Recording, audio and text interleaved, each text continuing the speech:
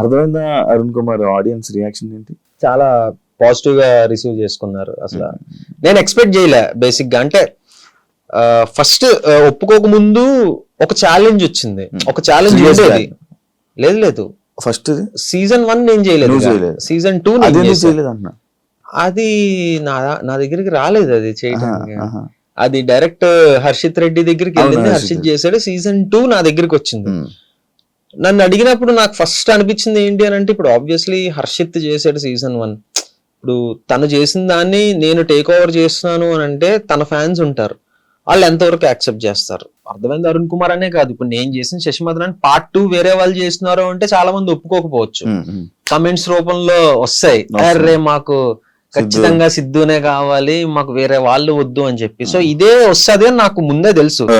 కానీ అదంతా సోనియాతో కూడా డిస్కస్ చేశా, ఏంటంటో పరిస్థితి, చేద్దామా లేకపోతే ఏంటి, ఏం చెయ్యొచ్చు అంటే నాకు ఒక చిన్న నమ్మకం ఉండేది ఫస్ట్ నుంచి కూడా, ఓకే వస్తుంది, రాకుండా అయితే ఉండదు. అది మహా అయితే సిరీస్ రిలీజ్ అయ్యే వరకు ఉంటుంది. సిరీస్ రిలీజ్ అయిన తర్వాత జనాలు నన్ను అడాప్ట్ చేసుకుంటారన్న నమ్మకం నాకు ఉంది. సో ఇంకా ఆ గట్టు మీద ఓకే చేశా సిరీస్. ఈ సిరీస్ లో చాలా చిలిపి రోల్ కదా. చిలిపి ఏం కాదు, ఏంటంటే ఒక పల్లెటూరు నుంచి సిటీ వచ్చి ఇక్కడ కల్చర్ ని అడాప్ట్ అవ్వలేని ఒక అమాయకుడి క్యారెక్టర్ అది. లేదు అమ్మాయిలతోటి అంత చిలిపేం లేదు. నన్ను అడిగితే ఇంకా శశిమధురన్ చిలిపి అంట, ఇందులో ఉత్తి అమాయకపు రోల్. అసలు ఏం జరుగుతుంది ఇటు చుట్టూ. సోనియాతో ఉంటావు పోనీ చిలిపిగా? సోనియాకు నీ పైన ఉన్న మెయిన్ కంప్లైంట్ ఏంటి? చాలా ఉన్నాయి. అంటే యాంగర్, నీకా కోపం ఉండవు కనిపి బయటికి కనపడిన బయటికి. ఇప్పుడు బయటకు వచ్చి ఇష్టం వచ్చినట్టు అరుస్తా అంటే ఎవడు ఊరుకుంటాడు, లాగి పెట్టాడు పీకి పోరా పక్కగా అంటారు. మన అనుకున్న వాళ్ళ దగ్గరే మన అన్ని ఎమోషన్స్ వస్తాయి బయటికి, లిమిట్లెస్ ఎమోషన్స్ వచ్చేస్తాయి. అటు బాధ కానివ్వచ్చు, ఏడుపు కానివ్వచ్చు, కోపం కానివ్వచ్చు. సో అలా నాకు మంచి కోపం ఉంది. నాకు ఇప్పుడు తగ్గింది, ఇప్పుడు చాలా మటుకు తగ్గిందనే చెప్పొచ్చు. అటు మా ఫాదర్ కూడా అవసరం ఆరా నీకు అది ఇది అని చెప్పటం. అంటే నాకు అనిపించింది నా కోపం వల్ల తను చాలా హర్ట్ అయిపోతుంది. అంతే కదా, కోపం వల్ల ఎవరైనా హర్ట్ అవుతారు కదా. సో ఎందుకు ఇది దీనివల్ల అదొకటి అప్పుడప్పుడు చిన్న చిన్న అబద్ధాలు ఆడుతుంటా, అదొకటి తనకి నచ్చదు. అబద్ధం నాకు తెలుసుగా. అంటే ఇదిగో ఈ టైంకి వచ్చేస్తానని చెప్పి కొంచెం లేట్ అవ్వటం కానివ్వచ్చు, ఇదిగో వచ్చేస్తున్నానని చెప్పడం కావచ్చు, చిన్న చిన్న అబద్ధాలు. అంటే లేదు, నేను బేసిక్ గా ఏంటంటే ఒకప్పుడు చాలా స్ట్రిక్ట్ గా డైట్ కానీ ఇది కానీ నా ఫిట్నెస్ కానీ చాలా స్ట్రిక్ట్ గా చేసేవాడిని. ఈ మధ్య మరి కంఫర్ట్ జోన్ లోకి వెళ్ళిపోయినా ఏంటో తెలీదు, కొంచెం నెగ్లెక్ట్ చేస్తున్నాను నా ఫిట్నెస్ ని. అర్థమైంది. అరుణ్ కుమార్ కి ఫస్ట్ నాకు వచ్చిన ప్రాబ్లమే అది, నేను ఫేస్ చేసిన ప్రాబ్లమే అది. నేను కొంచెం అంటే అది ఇంటర్న్ క్యారెక్టర్ అనమాట. ఆడిషన్ ఇచ్చినప్పుడు పర్ఫార్మెన్స్ బాగుంది కానీ మనోడు ఇంటర్న్ లా కనపట్లేదు, కొంచెం స్టౌట్ ఉన్నాడు, అది ఇదన్న ప్రాబ్లం వచ్చింది. సో ఇప్పుడు అలా టైం ఉందా, సరే నేను తగ్గేసి వస్తాను అని చెప్పి ఒక 1 month లో 8 kilos తగ్గా సిరీస్ కోసం. అప్పుడు మళ్ళీ సీరియస్ గా తీసుకున్నా. అది అయిపోయింది, అంతా అయిపోయింది, మళ్ళీ అదే కంటిన్యూ చేస్తుంటే ఈ పార్టీకి అసలు ప్రాపర్ 6 pack కాదు కానీ ప్రాపర్ ఫిట్ గా ఉండేవాడిని. ఇంకా అది అయిపోయిందన్న ఓకే అది అయిపోయింది కదా అన్న థింగ్ లోకి వెళ్ళిపోయినా ఏంటో తెలియదు, మళ్ళీ కొంచెం బద్దకిస్తున్నా. అంటే అదే మెయింటైన్ చేస్తున్నా కానీ బద్దకిస్తున్నా. ఈ పాటికి ఇంకా ఇంకొక 6 to 5 kilos తగ్గిపోవాలి. అప్పుడప్పుడు తను తెలియకుండా ఈ చాక్లెట్ తినేయటం, ఐస్ క్రీమ్ తినేయటం. అది ఈ రోజు వచ్చినప్పుడు ఒక లోపల ఎక్కడో ఐస్ క్రీమ్ కవర్ దాచితే అది దొరికింది. అది ఇదే సిగ్గుందా నీకు, ఇది నా దగ్గర దాచి తింటే ఏమొస్తుంది. ఇలాంటి చిన్న చిన్న పనులు తనకు నచ్చవు, మనం అది అవాయిడ్ చేసుకోవాలి. ఎందుకు లేజినెస్ వస్తుంది నార్మల్ గా నీకు? అంటే డబ్బులు వస్తున్నాయి అది కాదు, బేసిక్ ఏంటంటే నేను చాలా విపరీతమైన ఫుడ్ని, దాన్ని అవాయిడ్ చేసి నేను వర్కౌట్ చేసేస్తా, ఇది కలిపి జిమ్ కి వెళ్ళిపోవడం, ఫిజికల్ యాక్టివిటీ అన్ని చేస్తా, కానీ ఇది కంట్రోల్ చేసుకోవాలి. ఇది ఇలా వెళ్ళిపోతుంది తింటాం. సో అదొక్కటి నేను కంట్రోల్ చేసుకున్నానంటే బాగానే ఉంటది. అప్పుడప్పుడు ఏంటంటే చాలా స్ట్రిక్ట్ గా ఉంటాను, ఒక్కోసారి సైక్ అయిపోతుంటది బాడీ. ఆర్డర్ పెట్టు తినేద్దాం అని చెప్పి ఆర్డర్ పెట్టేస్తా తినేస్తా దాచేస్తా, సోనియాకి తెలియకూడదు మళ్ళీ తిడతది కదా అని. అలా తిన్నదే ఈ రోజు ఒక ఐస్ క్రీమ్ డబ్బా ఒకటి కింద ఎక్కడో మూల పడుంది, అది దొరికింది. ఇప్పుడు రాకముందే అయిందా? అంటే అసలు ఎందుకు నీకు నువ్వు స్ట్రిక్ట్ గా ఉండకపోతే ఇంకా యూనివర్స్ నీకు ఎలా కోఆపరేట్ చేస్తుంది అని కొంచెం అనిపించా. కరెక్ట్ కదా, ఇలాంటివి తనకు నచ్చవు. సోనియా విషయంలో నీకు నచ్చింది ఏంటి సోనియాలో?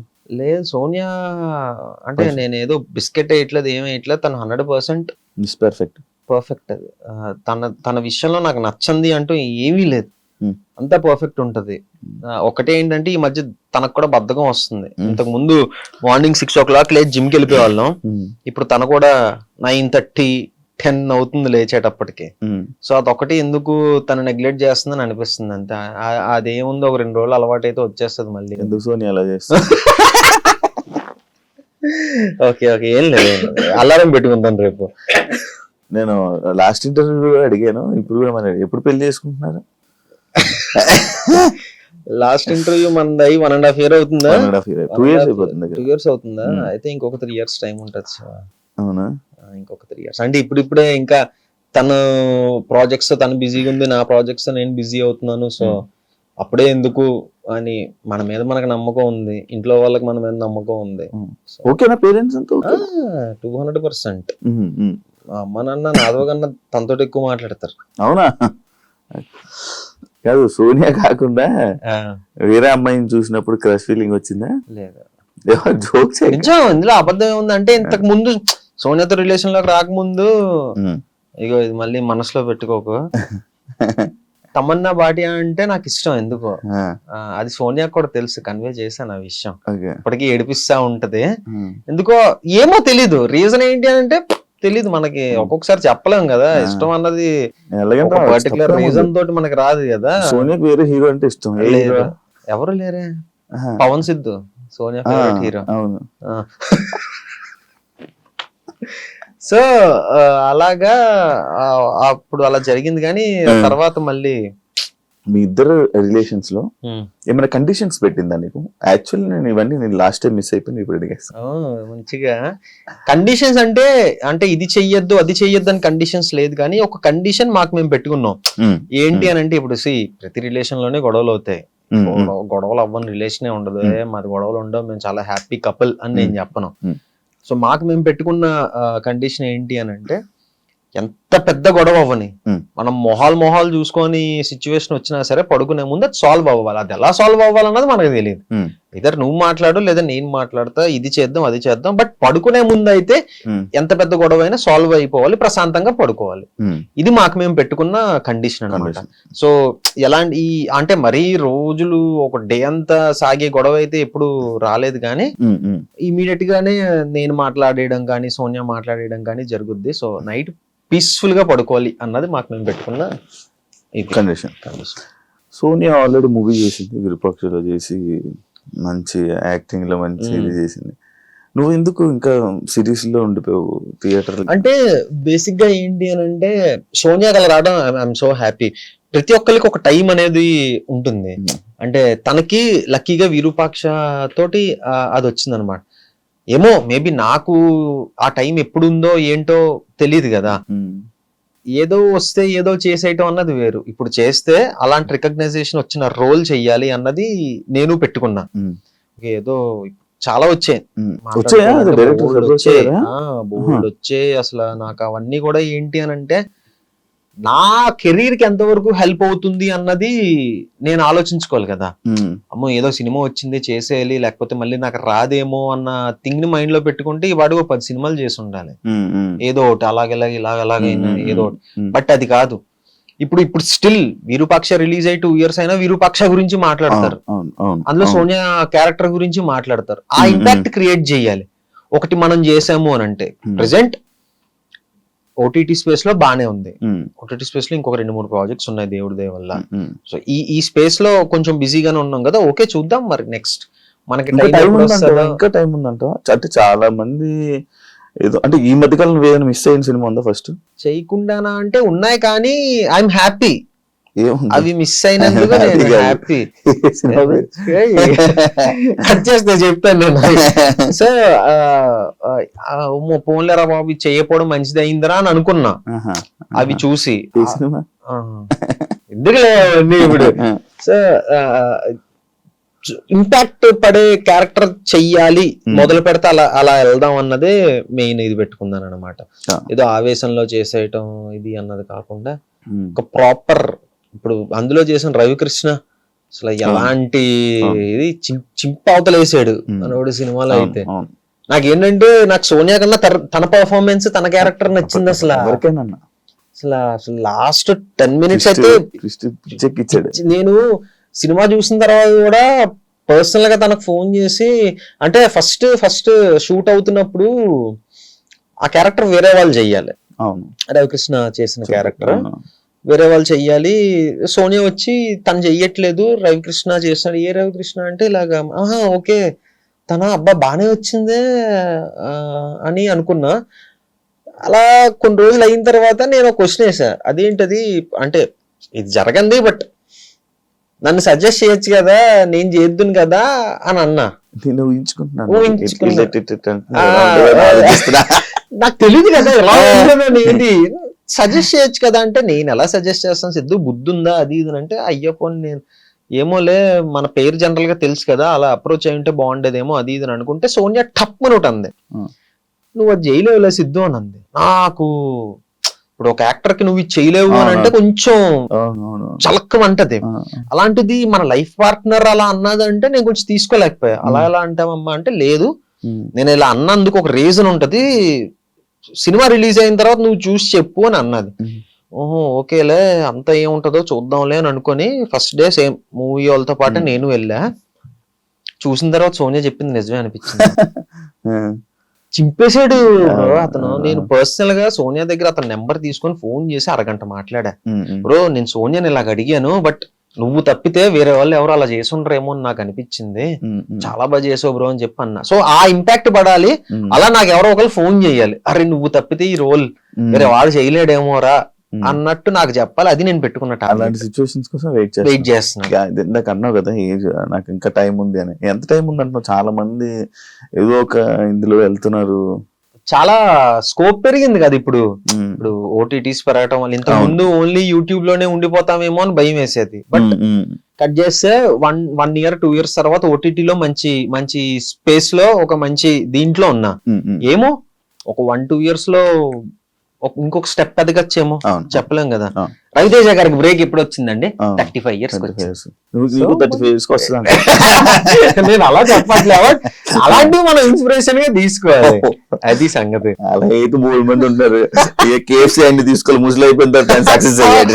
అది కాదు మన ఫీల్డ్ కి ఏ ఫీల్డ్ కైనా ఒక సిచ్యువేషన్ వస్తుంది. ఈ టాలీవుడ్ లోని ఎటువంటి సినిమా బ్యాక్గ్రౌండ్ లేకుండా అవకాశాలు రావడం ఈజీ అని అంటారా? అంటే అవకాశం రావడం ఈజీయే, అవకాశం వస్తుంది. ఎలా అంటే అలా అని కాదు, ఇప్పుడు బేసిక్ గా ఎలా అంటే మేబీ పెద్ద సినిమాల్లో రాకపోవచ్చు బట్ ఒక నార్మల్ సినిమా చేసేయడం పెద్ద కష్టం కాదు, ఇప్పుడు చేసేయచ్చు. కానీ దాన్ని రిలీజ్ చేసుకునే సత్తా ఉండాలి. ఆ రిలీజ్ చేసుకునే సత్తా ఉంటే వెనకాతలు కొంచెం బ్యాక్గ్రౌండ్ ఉండాలి. బ్యాక్గ్రౌండ్ కూడా ఏం లేదు, సినిమా బాగుంది అని అంటే పెద్దవాళ్ళు వస్తారు, సపోర్ట్ చేస్తారు 200%. మనం చాలా ఎగ్జాంపుల్స్ చూసాం. సుహాస్, నేను లాస్ట్ టైమే చెప్పాను నాకు చాలా ఇష్టం సుహాస్ అంటే, తన ఎగ్జాంపుల్ గా తీసుకోవచ్చు, కిరణ్ అబ్బవరం గారిని ఎగ్జాంపుల్ గా తీసుకోవచ్చు, చాలా ఉన్నాయి యాక్చువల్లీ. ఒక మంచి ఇది చేస్తే ఎంత పెద్ద అతనైనా వచ్చి మనకు సపోర్ట్ చేస్తారు అని.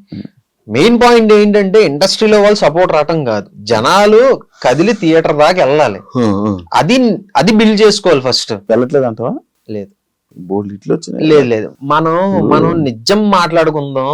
జనాలు ఎలా అంటే కూర్చొని అరే నెపోటిజం అంటే స్టారే రావాలా, ఆడే రావాలా అని అంటారు కానీ వాళ్ళు ఎంకరేజ్ చేసేది వాళ్ళనే. ఒక చిన్నోడు నిజంగానే ఒక మంచి సినిమా చేశాడు అని అంటే హిట్ అవ్వాలి కదా, వెళ్ళాలి కదా, రారు. ఇప్పుడు ఏంటంటే అందరూ ఇప్పుడు నేను మహేష్ బాబు గారి ఫ్యాన్, నేను ఆయన సినిమా ఫస్ట్ డే మిస్ అవ్వకుండా వెళ్తా.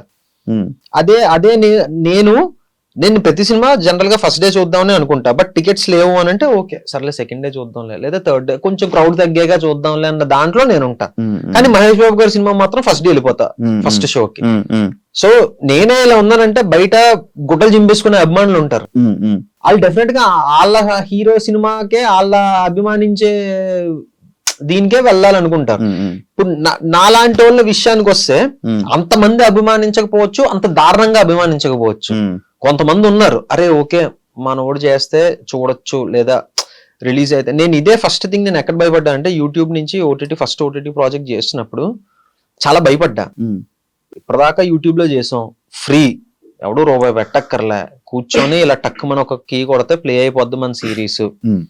ఓటీటీ అంటే సబ్స్క్రిప్షన్ తీసుకోవాలి, 500 కావచ్చు 400 కావచ్చు, లేదా at least 100 rupees 3 month 1 month subscription 100 rupees అనుకుంటా.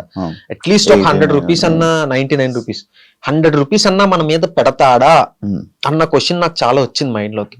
దీనమ్మ ఇది కనుక అవ్వకపోతే మనం ఫర్దర్ గా ఎలాగా, ఇప్పుడు ఒకవేళ పొరపాటున రేపు పొద్దున్న సినిమా చేసిన థియేటర్ దాకా వస్తారు, ఇవన్నీ రన్ అయిపోయాయి, నాకు భయంకరంగా రన్ అయిపోయాయి. సిరీస్ రిలీజ్ అయిన తర్వాత అసలు ఈటీవీ కాంటెంట్ హెడ్ సాయన నాకు ఫోన్ చేసి, సిద్ధు సిరీస్ చాలా బాగా వెళ్తుంది, నువ్వు అసలు ఏం కంగారు పడుకో అంటుంటే, నిజమేనా మీరు నిజమే చెప్తున్నారా లేకపోతే నేను కొంచెం ప్రశాంతంగా ఉండాలని చెప్తున్నారా మీరు తెలియదు. యూట్యూబ్ అనుకో మనకి వ్యూస్ కనిపిస్తాయి, కింద కమెంట్స్ కనిపిస్తాయి, అన్ని మనం చూస్తాం, దాన్ని బట్టి మనం ఒక అసెస్మెంట్ కి వచ్చేస్తాం, ఓకే సిరీస్ వెళ్తుంది లేదా దొబ్బింది అనే థింగ్. మనకి ఇందులో మనకి లెక్కలు ఇవేవి తెలియవు కదా, పంపించరా మనకి ఎందుకు పంపిస్తారు, అంతేనా మనకు పంపరు కదా. అసలు ఎవరికి ప్రొడ్యూసర్ కూడా తెలియదు ఇన్ఫర్మేషన్, ఎంత వ్యూస్ వస్తున్నాయి, ఎన్ని సబ్స్క్రిప్షన్స్ వస్తున్నాయి మన ప్రాజెక్ట్ త్రూ అని ఎవరికి తెలియదు. అంటే కొన్ని యూట్యూబ్ కొన్ని ఓటీటీ ప్లాట్ఫామ్స్ వాళ్ళు లైక్ మాకు ఇన్ని సబ్స్క్రిప్షన్ వచ్చింది, ఇంత వ్యూవర్షిప్ అంటే ఇన్ని మిలియన్ స్ట్రీమింగ్ మినిట్స్ వచ్చాయని చెప్తారు కానీ ఎగ్జాక్ట్ ఎంత వ్యూస్ వచ్చాయి, ఎగ్జాక్ట్ ఎంత సబ్స్క్రిప్షన్స్ వచ్చాయని చెప్పరు. మాకు మంచి సబ్స్క్రిప్షన్స్ వచ్చాయండి అని చెప్తారు అంతే, ఎంత కౌంట్ అని చెప్తారా చెప్పరు. డెఫినెట్ గా అది ఆబ్వియస్లీ అది బిజినెస్ ఇది కాబట్టి వాళ్ళు ఇన్ఫర్మేషన్ ఇది చెప్పరు కదా. సో నేను అదే డైలమాలో ఉన్నా, వెళ్తుందా లేదు ఏంటి పరిస్థితి అంటే బ్రేక్ ఈవెన్ అయిపోయింది సిరీస్. ఇదంతా తెలియాలంటే అది ఒక ఆడియన్స్ వచ్చి చెప్పాలి, మీ సిరీస్ ఒక ఆడియన్స్ చెప్పాలి, లేదా మనకి ఇన్ఫర్మేషన్ రావాలి. సో నాకు అలాగే ఇంకా నన్ను ఫైండ్ సాయన్నే ఫోన్ చేసి, ఓరే నాయన సిరీస్ బాగా వెళ్తుందిరా నమ్మరా, సక్సెస్ మీట్ పెట్టిన తర్వాత నేను కొంచెం ఊపిరి పీల్చుకున్నా, నేను కొంచెం ఓకే మన మీద ఒక రూపాయి పెట్టడానికి రెడీగా ఉన్నారు జనాలు, కొంచెం పెట్టారు. బ్రేక్ ఈవెన్ అయింది సిరీస్, 1.5 1.10 మా సిరీస్ బడ్జెట్, బ్రేక్ ఈవెన్ అయ్యి ప్రాఫిట్స్ లోకి వెళ్ళారు. అంటే దగ్గర 1.10 దాటింది, అంటే 1,10,00,000 దాటింది. నాకు అక్కడ నమ్మకం వచ్చింది, ఓకే పర్లేదు పెడతారు ఒక రూపాయి, అట్లీస్ట్ ఒక 20 కోట్లు 10 కోట్లు వచ్చేస్తాయని నేను చెప్పాను, కానీ ప్రాఫిట్స్ లోకి వెళ్ళారు. అది చాలా అనిపించింది.